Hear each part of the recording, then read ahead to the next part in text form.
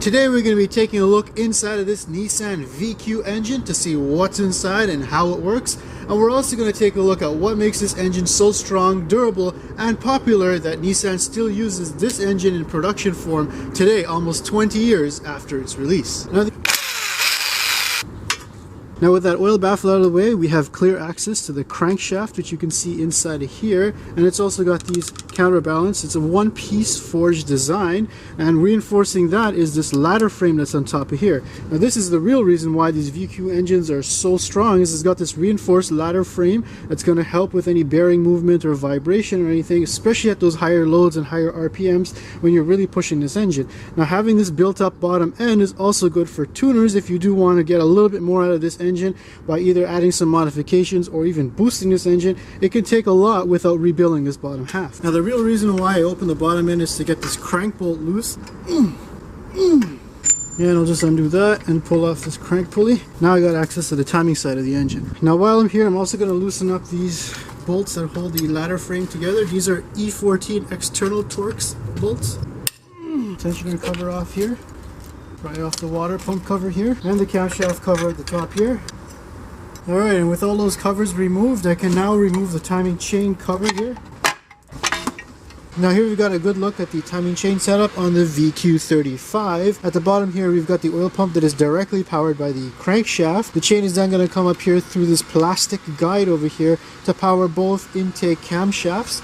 As you can see, these are both variable valve timed, so these are their actuators inside of here. I've got a link in the description on how these work, so make sure you check that out. Now the timing chain then cuts across here with another plastic guide and comes around over here to power the water pump. That's right, that means the water pump is actually internal inside of the engine as opposed to an accessory outside the engine powered by the belt like many other vehicles. That also means if your water pump does in fact leak, these don't really have that tendency though, your coolant is going to mix with the oil and bad things could happen. Now across the top here we have these secondary chains here that power the exhaust camshafts on either side. Now on the VQ35DE regular engines, the exhaust camshaft is just a fixed gear. On the rev up versions, there's actually variable valve timing on the exhaust side as well. And as I rotate the engine, you can have a look at how those timing chains rotate along with the cam and crankshaft. Now the water pump's just held on by a couple of 10mm bolts, and I'm going to blast off. Now of course, as I rotate the engine, you can have a look at how those timing chains rotate along with the cam and crankshaft. Now the water pump's just held on by a couple of 10mm bolts, and I'm going to blast off.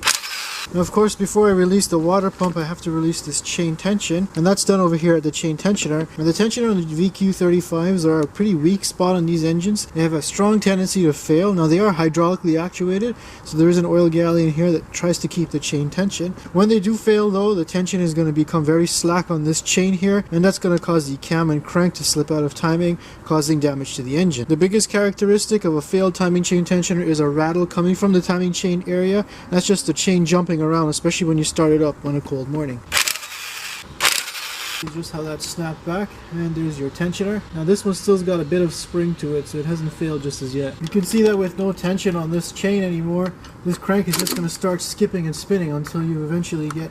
Introducing T-Mobile 5G Home Internet. VQ engines use a very simple valve train setup with a double overhead cam design. You've got the intake camshaft on this side and the exhaust camshaft on this side. There's no rocker arm system, basically a camshaft that goes directly on top of the bucket that powers the valve up and down. This makes it a lot more simple because you don't have to do valve adjustments, and you also don't have to deal with extra mass moving around, especially at higher RPM. Of course, having a double overhead cam design means that you can do different things like have variable valve timing or lift on one or the other, which Nissan has done in later versions of the VQ engine. Whereas a Honda engine has a single overhead cam, so you can't really do too much with that. Now the camshaft's right up inside of this housing over here, which has these holes that go to the oil galleys inside, and it's also got 3 other camshaft caps. I'm going to go ahead and remove all the bolts holding the camshaft caps on. With the heads removed, we have clear access to the head gasket. So you imagine if you have to do a head gasket job, you pretty much have to tear down most of the engine. It's probably best done when you removed it from the vehicle. Now VQ engines aren't typically known for blowing head gaskets. We'll leave that to the Subarus. And the head gaskets in these engines are made of a multi-layer steel. Now taking a look at the condition at the top of these cylinders here, you can see that They're really dark and really full of sludge and soot, and you could definitely tell that this engine's been burning some oil. It either could be due to the piston rings allowing oil to enter the combustion chamber, or just leaky valve seals allowing oil to drop right in. I'm going to flip this block over once more. Hopefully there's no more oil that's going to drop out. Now looking at the bottom of this engine here, we have the connecting rod caps here that bolt up to the connecting rods at the bottom. Now these use a 10mm 12-point socket, so I'm just going to put my breaker bar on there and release the tension. And once I've broken those free, I'm going to zip them off with my impact. Then I'll remove that connecting rod cap. You can see the bearings are okay. They do look a little bit darker in color. So you can kind of tell that whatever coating was on them from before is definitely worn off. So maybe this engine ran out of oil for a short period of time. Release the piston from underneath, and you can see what that looks like. Now taking a look at the VQ35DE's piston, you'll notice that it is actually an over square design. That means that the piston bore is actually a little bit longer than the stroke. Now you can see the condition of these pistons are pretty rough. There's a lot of oil buildup on the piston top itself, and the oil control rings here are completely clogged up, as are the return ports on the inside here, which means that the oil has nowhere else to go except into the combustion chamber to get burned. I've got another video on why engines do burn oil, and you can link that in the description below. Now I've got another detailed video on why engines do burn oil, and I've linked that in the description below, but you can definitely tell that this VQ was an oil burner. Alright, so with all the pistons removed, we can now remove this rear main seal here. And then I can go ahead and remove the bearing cap. I kind of noticed some very light scoring, so I can bet that the oil light was on at some point in this vehicle. These bearing caps are no joke. They're actually pretty hefty and made of steel. Now the condition of the crankshaft isn't terrible. We do have some overheating in this region over here, as well as some scoring on this bearing surface here. And now I'm going to remove the crankshaft from the block. And once again, I notice there's some slight burning on this bearing over here. And finally, with the block all stripped out, I'm going to remove it from the engine stand.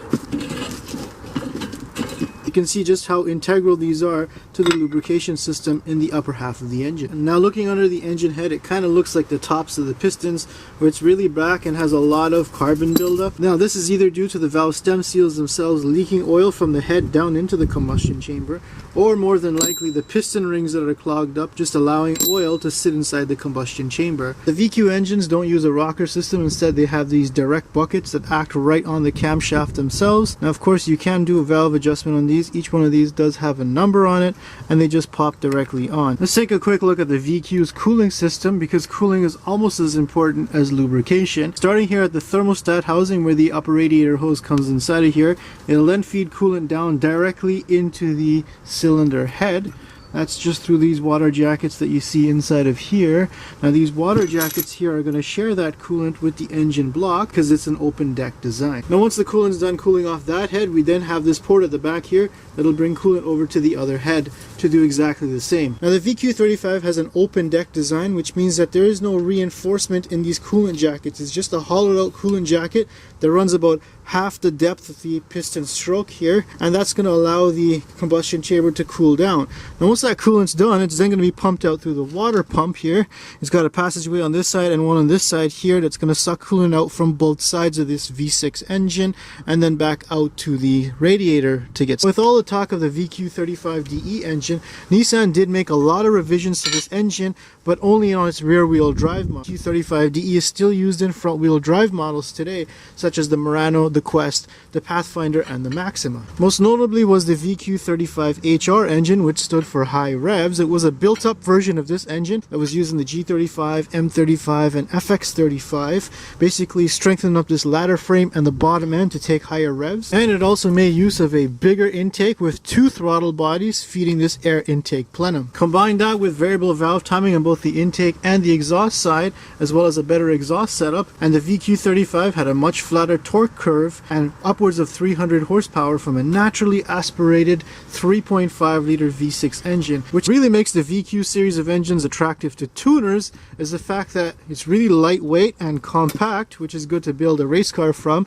There are a dime a dozen nowadays because many Nissan vehicles use them, and the fact that the aftermarket has a lot of good support with bolt-on accessories to build this engine up and make it really fast. Now with all that being said though, the biggest drawback of the VQ series of engines is its thirst for engine oil oil. Whether it burns it or it leaks it, you really got to keep these engines full and topped up with oil and keep an eye on the oil level. Otherwise, it's pretty easy to throw a connecting rod bearing.